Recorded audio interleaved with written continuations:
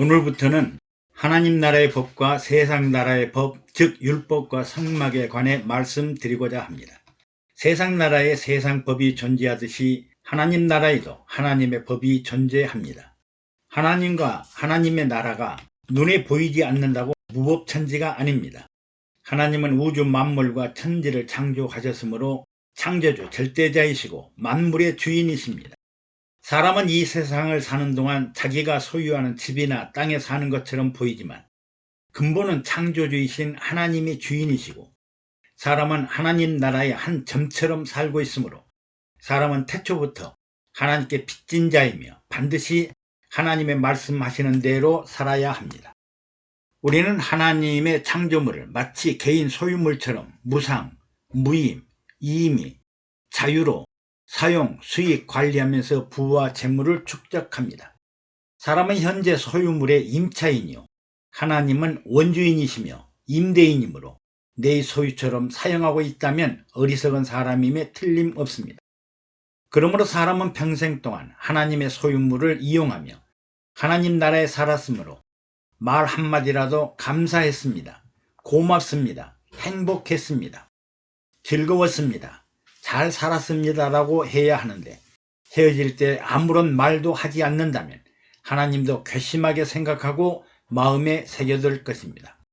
그러므로 사람은 하나님의 소유물들을 마치 자신들의 소유물처럼 사용했기 때문에 죽은 후에는 모두가 그리스도의 심판대 앞에서 각자가 육체로 행함을 따라 선악간의 심판이나 상급을 받습니다. 세상 나라에는 왜 수많은 법이 존재할까요? 만약 법이 없으면 이 세상은 엉망진창이 되고 아수라장처럼 난장판이 되고 권력과 힘을 가진 자, 재리에 밝은 자, 영리한 자의 욕심과 욕망으로 부패와 타락과 범죄의 온상이 되기 때문입니다. 또 법에는 보호해야 할 대상이 있습니다. 가정은 가족들을, 국가와 정부는 국민을, 회사나 단체나 조합은 소속된 회원들을 보호해야 할 의무와 책임이 있습니다.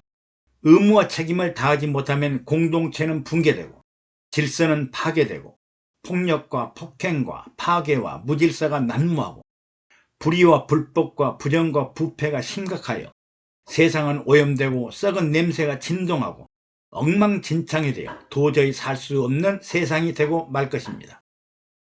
여러분은 왜 갑자기 법에 대해 말을 하느냐고 질문할 것입니다. 세상에만 법이 있는 것이 아니라 하나님 나라에도 엄중한 법이 있기 때문입니다. 오늘날 많은 지도자들이 선출되었으나 법에 무지하고 법의 목적과 대상을 모르고 마치 자기 말이 법으로 생각하는 사람들도 있습니다. 이들은 세상의 법 위에 군림할 뿐 아니라 하나님의 법도 전혀 생각하지 않는 사람들입니다. 오만하고 교만하고 거만하여 자기 생각과 뜻대로 무지와 무식의 극치를 보이면서 무법천지에서 무책임하게 일을 하기 때문입니다. 하나님 나라의 최초의 법은 바로 생명과와 선악과입니다. 동산 각종 나무의 실과는 임의로 먹을 수 있으나 선악을 알게 하는 나무의 실과는 먹지 말라. 내가 먹는 날에는 정령 죽으리라는 법입니다. 중앙에 있는 나무의 실과는 먹어도 되는 과실이 있고 먹어서는 안 될 과실이 있습니다. 먹어서 생명이 되는 과일이 있는가 하면 먹으면 독초가 되어 사망하는 과일이 있습니다. 이 법을 지키면 하나님이 보장하시는 영생, 영원히 보장받는 생명의 삶을 살 수 있으나 이것을 지키지 못하면 모든 축복과 건강과 행복을 박탈당하고 맙니다. 생명과와 선악과의 의미는 해도 좋은 일, 생명의 길이 있고 해서는 안 될 선악의 길이 있습니다. 최초 공동체인 가정과 가족 간에도 해도 될 일이 있고 해서는 안 될 일이 있습니다. 국가나 공동체도 해도 될 일이 있고 해서는 안 될 일이 있습니다. 이것이 바로 질서와 통치를 위한 공동체 규약입니다. 이것이 잘 지켜지면 영원히 행복하고 즐겁고 생명감이 넘치는 가정이 됩니다. 가까운 사이라도 마음대로 함부로 해서는 안 됩니다. 아무리 믿는 사이라도, 가까운 친구 사이라도, 부자지간이라도, 부부간이라도, 가족이라도 해서는 될 일과 해서는 안 될 일이 있습니다. 마음대로 함부로 해서는 사망에 이르게 됩니다. 다음으로 하나님의 법과 세상의 법은 규제 대상에 굉장한 차이가 있습니다. 세상 법은 의식주와 생명과 안전을 해치는 죄인을 규제한다면 하나님의 법은 사느냐 죽느냐, 영혼의 생명, 영생을 규제하는 법입니다. 생명과와 선악과는 세상의 법과는 달리 사람들의 인성과 재성에 관한 법이고 영혼의 생명과 사망에 관한 법입니다. 아브라함도 축복과 저주에 관한 말씀을 받았습니다. 너를 축복하는 자를 내가 축복하고 너를 저주하는 자를 내가 저주하리라고 하셨습니다. 그러므로 남을 축복할 줄 아는 좋은 인성을 가진 사람은 하나님의 축복을 받지만 남을 저주하는 나쁜 인성을 가진 사람은 하나님의 저주를 받습니다. 하나님은 아브라함에게 축복하는 사람과 저주하는 사람의 인성과 재성을 깨우쳐 주시고 담대한 믿음과 축복의 길을 가도록 하셨습니다. 선악과는 사망입니다. 선악을 알게 하는 나무의 실과를 먹으면 죽으리라는 사망의 심각성을 느끼지 못합니다. 아담과 하와는 선악과를 따먹고 육체의 생명은 살았으나 영혼의 생명이 사망하고 말았습니다. 영혼이 사망한 아담과 하와는 에덴 동산에서 쫓겨났고 영생을 박탈당하고 말았습니다. 그리고 평생을 가난과 질병과 저주와 죽음의 고난 속에 살았습니다. 영혼이 사망한 사람, 영혼이 죽은 사람, 하나님과 단절된 사람, 절대 주권자와 창조주로부터 단절된 사람, 이런 사람들은 하나님께 도전하고 배신과 배반과 이탈과 탈선을 밥 먹듯이 하고 있습니다. 하나님의 심판을 두려워하지 않는 사람들입니다. 또 세상 나라에서 범죄자는 감옥에 수감되지만 하나님 나라에는 감옥이 없습니다. 중대한 현행 범인은 도피성에 들어가 대제사장의 부활에 일시적인 도피나 보호를 받을 수 있습니다. 하나님 나라는 감옥이 없는 대신에 성막에 가서 죄사함의 제사를 드리며 죽을 죄를 범했더라도 용서를 받아 다시 자유와 해방을 얻습니다. 하나님 나라 법은 항상 사랑과 용서가 기본을 이루고 있어 자신의 죄를 회개하고 속지 않은 사람에게는 다시 살아나는 생명의 기회를 허락하셨습니다. 그러나 이 땅에서 하나님의 법으로 용서받지 못한 영혼은 당장 감옥에 가지는 않더라도 미래의 지옥 무저갱에 들어가 영원한 수감자가 될 것입니다. 빨리 성막에 가서 영혼의 죄사함을 얻어야 합니다. 하나님 나라 법은 세상 물질에 관한 법이 아니라 영혼에 관한 법이요, 영혼이 실족한 사람은 성막에 가서 자신의 죄를 회개하고 용서를 받아야 하는 사랑과 용서의 종교입니다. 감사합니다. 여러분의 구독과 좋아요 그리고 댓글은 영상 제작에 많은 도움이 됩니다.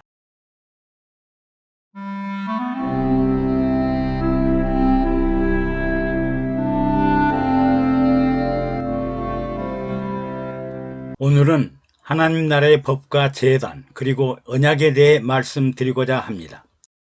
하나님의 법을 어기면 즉시 심판이 내리지는 않지만 일단 심판이 내리면 사람들은 상상할 수 없는 무서운 심판을 받게 됩니다.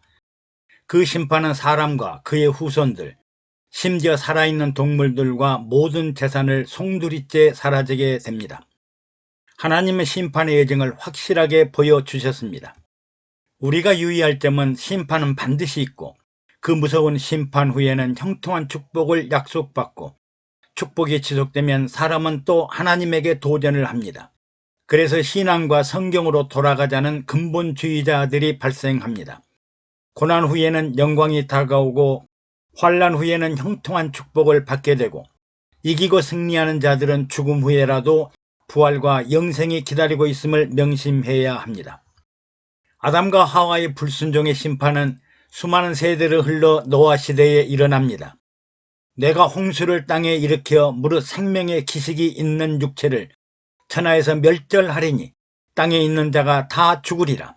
그러나 너와는 내가 내 언약을 세우리니 너는 내 아들들과 내 아내와 내 자부들과 함께 방주로 들어가라고 했습니다.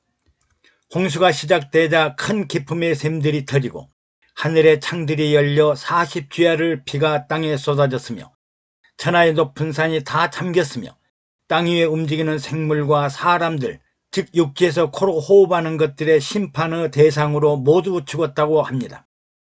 물이 350일 동안 땅에 창일하였으며 홍수가 난 지 1년 후가 돼서야 물이 마르고 땅에 나오게 됩니다. 이때 하나님께서 노아에게 방주 안에 너와 함께 하였던 모든 생물을 다 이끌어내라. 이것들이 땅에서 생육하고 땅에서 번성하리라고 말씀하셨습니다. 방주 안에 있는 모든 생물들을 다 이끌어내라. 이것들이 땅에서 생육하고 번성하리라.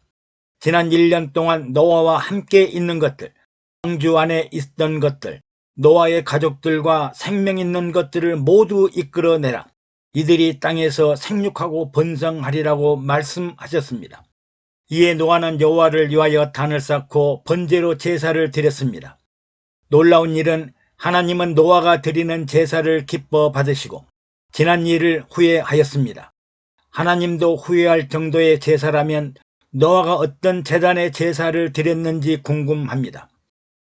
하나님께서 그 향기를 흠양하시고 그 중심에 이르시되 내가 다시는 사람으로 인하여 땅을 저주하지 아니하리니 이는 사람의 마음에 계획하는 바가 어려서부터 악함이니라.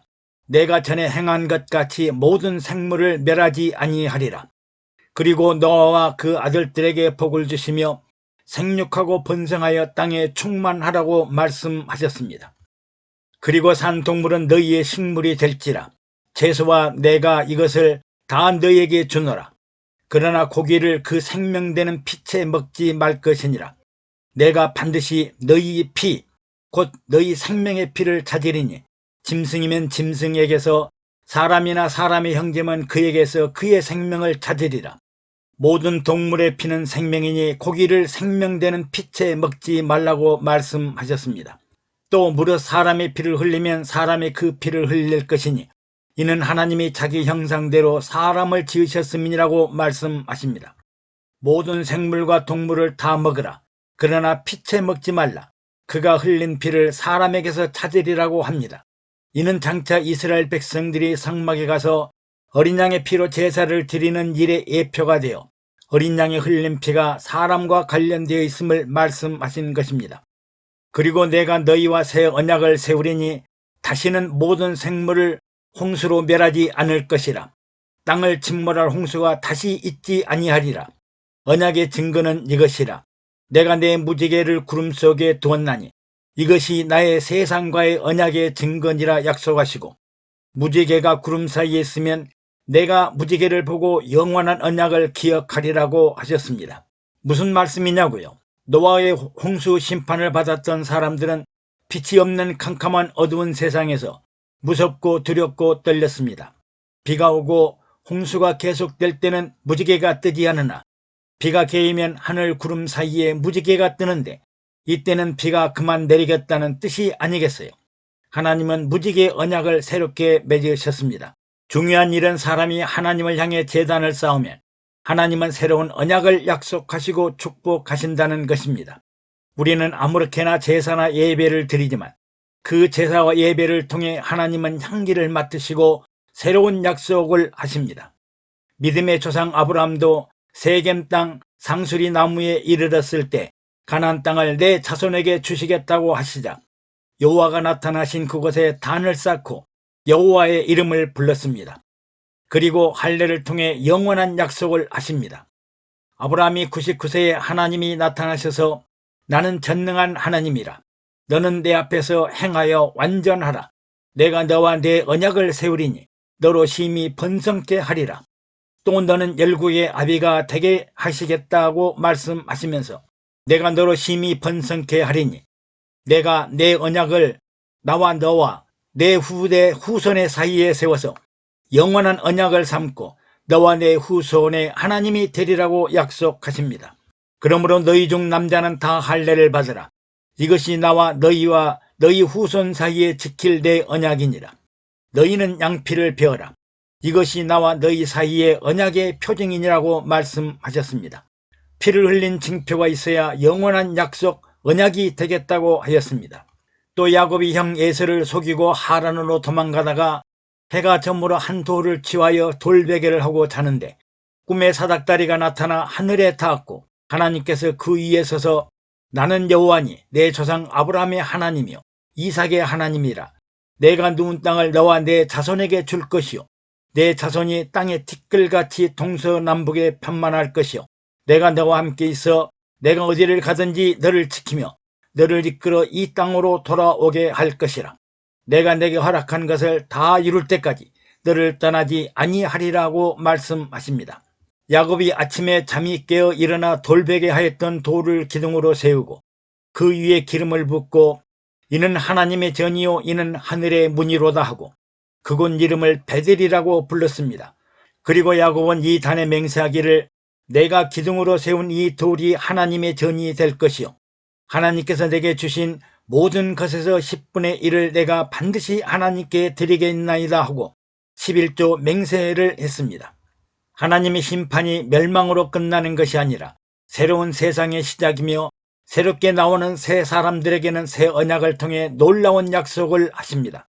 새로운 세상, 하나님의 법이 통치하는 새로운 나라에서는 제사를 드리는 단을 쌓은 사람에게 새로운 언약을 맺고 미래의 대언약의 약속을 하시는 하나님을 보고 우리는 예배를 신령과 진정으로 드려 하나님의 약속을 받는 예배가 되어야겠습니다. 우리는 오늘도 예배를 통해 무슨 약속을 잉태하고 있을까요? 예청해 주셔서 감사합니다. 여러분의 구독과 좋아요 그리고 댓글은 영상 제작에 많은 도움이 됩니다.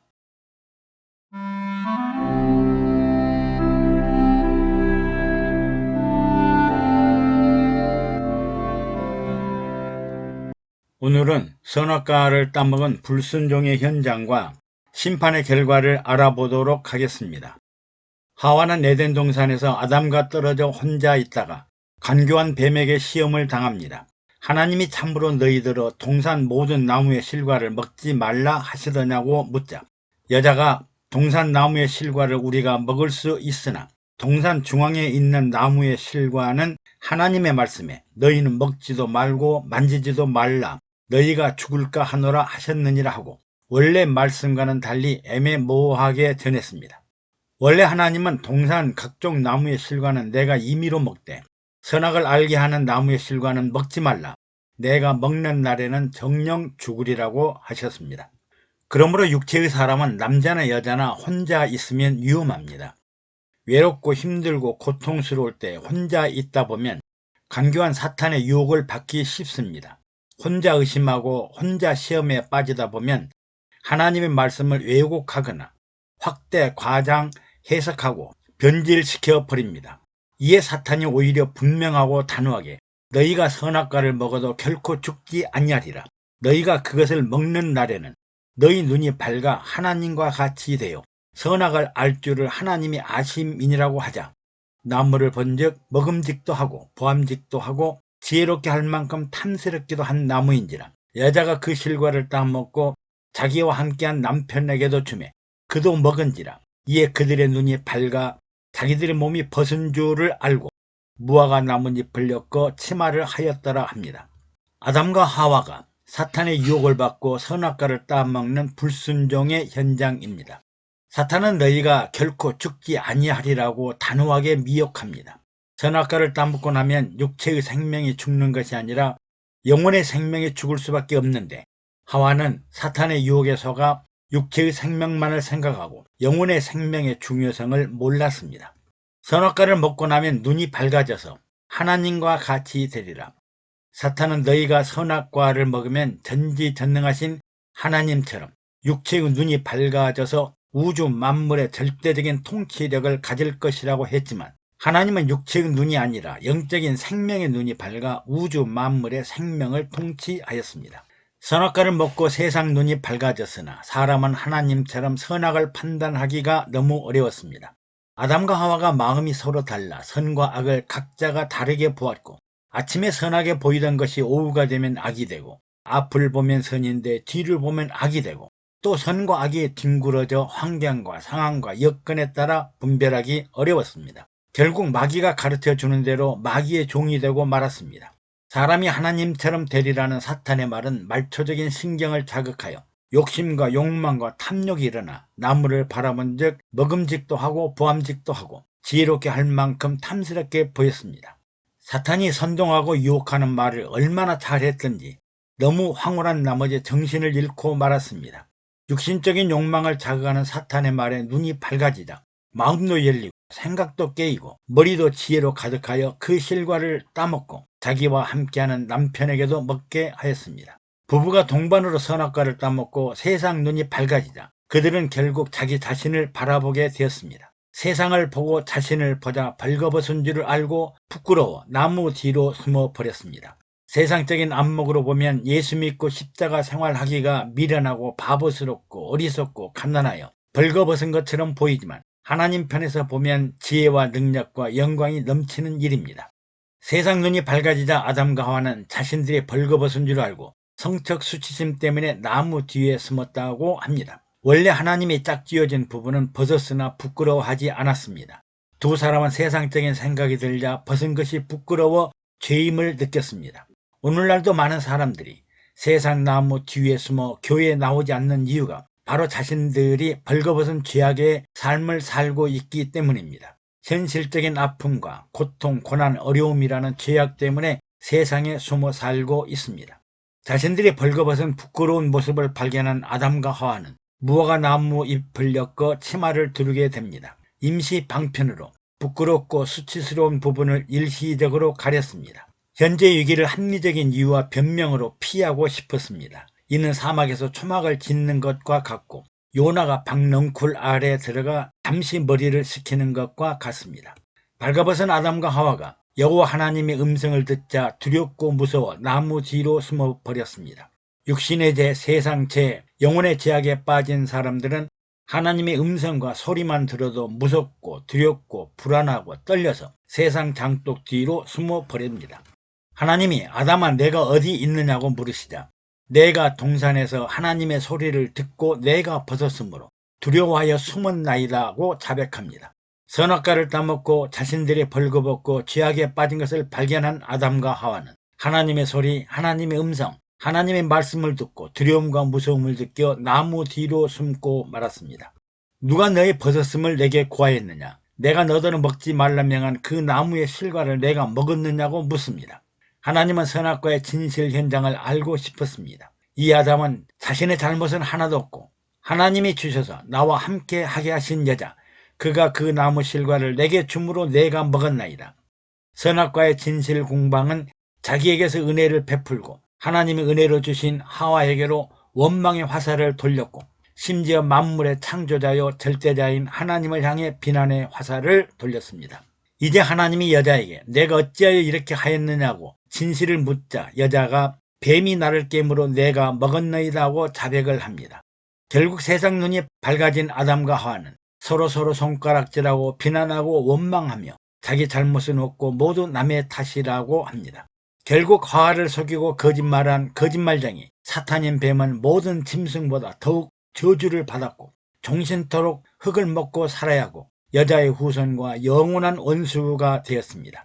또 여자는 남편을 사모하고 남편의 다스림을 받아 잉태와 출산의 고통을 겪지만 남편의 위로받는 자가 되었으며 아담은 아내의 말을 듣고 선악과를 따먹었은즉 땅이 저주를 받고 저주받은 땅에서 얼굴에 땀을 흘리면서 가시덤불과 엉겅퀴 사이에서 자라는 소산을 먹고 흙에서 나서 흙으로 돌아갈 것이라고 했습니다. 선악과에 관련된 모든 사람과 생물이 함께 저주를 받고 말았습니다. 오직 여자를 다스려야 하는 아담은 아내 이름을 하와라고 부르니 모든 산자의 어미가 되어 위로받는 자가 되었습니다.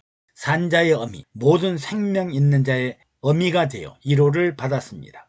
이에 하나님은 아담과 그 아내를 위하여 가죽옷을 지어 입히셨습니다.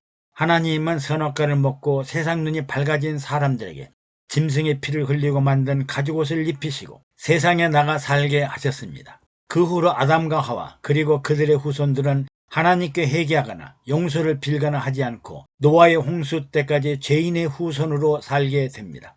하나님은 아담과 하와를 에덴 동산에서 쫓아내시고 영원한 생명, 영생을 박탈하고 말았습니다.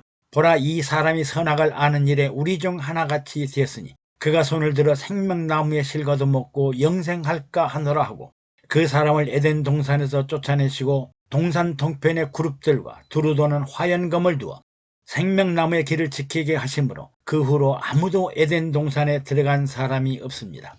에덴 동산에서 쫓겨난 아담의 후손들은 가죽옷을 입고 살면서도 노아 시대까지 아무도 부끄러움을 회개하거나 용서를 빌거나 하나님을 찾지도 않았습니다. 오히려 그들은 사람의 딸들을 취하여 아내를 삼고 그 자녀들은 어려서부터 악하고 죄악이 세상에 관영하여 사람들의 마음의 생각과 계획에 항상 악하였다고 하시며 땅 위에 사람 지으셨음을 한탄하시고 홍수로 모든 육체를 멸절시켜 버렸습니다. 선악과를 따먹고 죄악에 빠진 아담과 하와의 후손들은 심판을 받아 결국 홍수에 모두 쓸려가 버렸습니다. 이에 노아는 인류 역사상 처음으로 제단을 쌓고 번제를 드렸더니 하나님의 그 향기를 흠양하시고 새로운 언약을 체결하셨습니다. 내가 다시는 사람으로 인하여 땅을 저주하지 않을 것이며 다시는 전에 행하던 것 같이 모든 생물을 멸하지 않으리라 하고 새로운 무지개 언약을 하셨습니다. 아브람과 야곱도 하나님을 향해 제단을 쌓고 제물을 드리자 흠양하시고 새로운 언약을 체결하였습니다. 하나님의 약속과 언약, 하나님 나라의 법과 심판은 세상을 심판하려는 것이 아니라 세상을 구원하기 위함임을 기억해야 합니다. 감사합니다. 여러분들의 구독과 좋아요 그리고 댓글은 영상 제작에 많은 위로가 됩니다.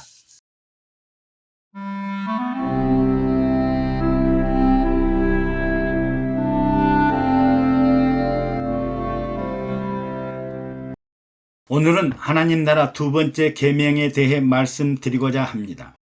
먼저 하나님께서 이스라엘 백성들을 애굽에서 구원하신 이유와 목적입니다.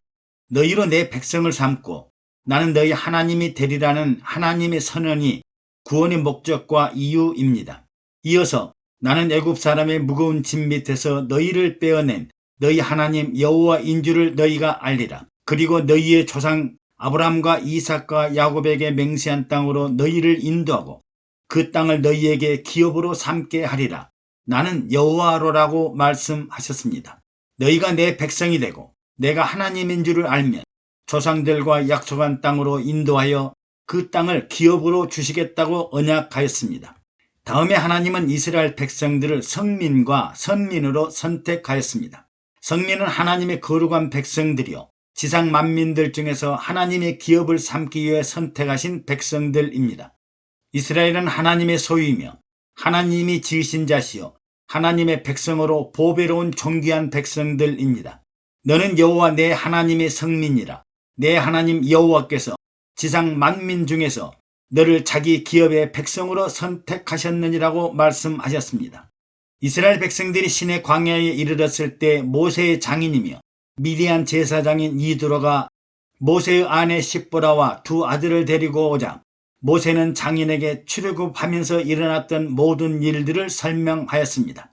하나님께서 애굽에서 10가지 재앙을 내려 애굽의 신들과 애굽 왕과 백성들을 굴복시켰던 일, 이스라엘 대민족이 홍해를 건넜던 일, 광야에서 마실 물이 없어 백성들과 짐승들이 모두 고난당할 때 마라의 쓴물을 발견했으나 마실 수가 없자 단물로 바꾸어 주셨으며 또 물이 없는 곳에서는 반석을 치자 물이 솟아나게 하였으며 양식이 없어 배고프고 줄일 때 아침이면 이슬을 내리고 이슬이 마르고 나면 하늘에서 작고 둥글고 서리같이 세미한 만나를 비같이 내리시고 또 저녁이면 메추라기가 진을 덮을 정도로 날아오자 이들을 구워서 고기로 먹었습니다. 마치 한 폭의 그림을 보는 것과 같이 기적 같은 세상을 살았습니다. 그리고 르비딤에 이르러 아말렉과 전쟁을 하는데 모세가 두 손을 들고 기도하자 이스라엘이 승리하여 그곳에 단을 쌓고 여호와 니시라고 불렀습니다. 장인 이드로가 이런 상황을 모두 듣고 난 다음날 아침에 보니 모세 앞으로 재판을 받기 위하여 수많은 사람들이 아침부터 저녁까지 몰려있는 것을 보고 이드로가 모세에게 백성들이 아침부터 저녁까지 기다리다 보면 필연코 기력이 쇠할 것이고 그대가 하는 일은 너무 중요한 일이라 혼자서 감당할 수 없으리라고 합니다. 그리고 해결 방안으로 하나님이 그대와 함께 계실지로다. 그대는 백성을 위하여 하나님 앞에 있어서 소송을 하나님께 베풀며 그들에게 율례와 법도를 가르쳐서 마땅히 갈 길과 할 일을 그들에게 보이고 백성들 중에서 제덕이 겸전한 자 곧 하나님을 두려워하며 진실무망하며 불의한 일을 미워하는 자로 천부장, 백부장, 50부장, 10부장을 세워 그들로 백성을 재판하게 하라. 큰일이면 그대가 베풀 것이요 작은 일이면 그들이 스스로 감당하게 하라고 했습니다. 요약하면 백성들에게 하나님의 율례와 법도를 가르쳐서 마땅히 갈 길과 해야 할 일을 알게 하고, 지도자인 모세는 하나님과 함께 하여야 할 것이요, 재판으로 백성을 다스리는 천부장, 백부장, 50부장, 10부장은 많은 재주와 덕을 겸비한 자로서 하나님을 두려워할 줄 알고 진실무망하며 불의한 사람을 미워하는 자들로 통치 지도자로 삼을 것을 제시하였습니다. 즉, 백성들을 다스리고 지배하고 통치할 기본 법령을 제정하여 하나님의 백성들이 마땅히 가야 할 길과 마땅히 해야 할 일들을 가르쳐 지키게 하라고 하므로 법률에 의한 통치를 하라고 가르치십니다. 즉, 하나님의 나라에 필요한 하나님의 법을 제정하여 하나님의 백성들이 어떻게 살아야 할 것인가를 가르쳐서 신정국가를 이룩하라고 하였습니다. 그리고 이 직임을 담당하는 자들, 즉 공무를 담당하는 공직자들은 편향되지 않고 여러가지 덕을 갖춘 자이며 사람을 두려워하는 자가 아니라 하나님을 두려워할 줄 알아야 하고, 오직 진실만을 바라보며 불의와 불법과 부정부패로 타락한 탐관오리가 아니라 하나님의 뜻에 비추어 천부장, 백부장, 50부장, 10부장을 세워 공직자의 바른 자세를 제시하였으며 이들을 통해 신정정치를 하라고 하였습니다. 오늘날 현실 사회처럼 공부하고 시험 보고 합격된 자를 공무집행자로 세우는 것이 아니라 하나님을 알고 다양한 능력과 재능을 가진 사람으로 공직체계를 만들라고 한 것입니다. 이에 하나님께서 시내산에서 모세를 부르시고 세계가 다 내게 속하였나니 너희가 내 말을 잘 듣고 내 언약을 지키면 너희는 열국 중에서 내 소유가 되겠고 너희가 제사장 나라가 되며 거룩한 백성이 되리라고 말씀하십니다. 모세가 시내산에 오르자 우레와 번개와 빽빽한 구름이 산 위에 있고 나팔 소리가 심히 크니 이를 보고 모든 백성이 떨었습니다. 시내산에 연기가 자욱하니 하나님께서 불 가운데서 강림하시자 연기가 옹기점 연기같이 떠오르고 온 산이 크게 진동하며 모세가 말하자 하나님이 음성으로 대답하셨습니다. 모세는 시내산에 올라 40주야를 금식하고 기도하면서 하나님으로부터 두 돌판에 새겨진 십계명을 전수받았습니다. 십계명은 하나님이 이스라엘 백성들을 대표한 모세에게 내린 하나님 나라의 율법이며 전 세계적으로 이런 완벽한 법이 없으며 하나님이 주신 하나님 나라 통치법입니다. 첫째 계명이 에덴 동산에서 아담과 하와에게 주신 생명과와 선악과의 계명이라면 십계명은 두 번째 계명으로 광야에서 하나님 나라 백성들이 살아가야 할 길이요 마땅히 행할 일을 규정하는 법으로 첫째 계명을 구체화한 영원 불변의 하나님의 법입니다. 일반적으로 국가가 헌법을 제정하려면 재헌국회가 소집되고 헌법 제정에 참가한 분들을 국가의 아버지라고 부르는 것을 보면 이스라엘의 십계명은 하나님께서 직접 내리신 하나님 나라의 기본법이며 순종하는 자에게는 영혼과 생명의 축복에 관한 법이며 불순종하는 자에게는 사망과 저주에 관한 하나님의 통치와 지배에 관한 국가 통치 기본법이 되었습니다. 시청해 주셔서 감사합니다. 여러분의 구독과 좋아요 그리고 댓글은 영상 제작에 많은 도움이 됩니다.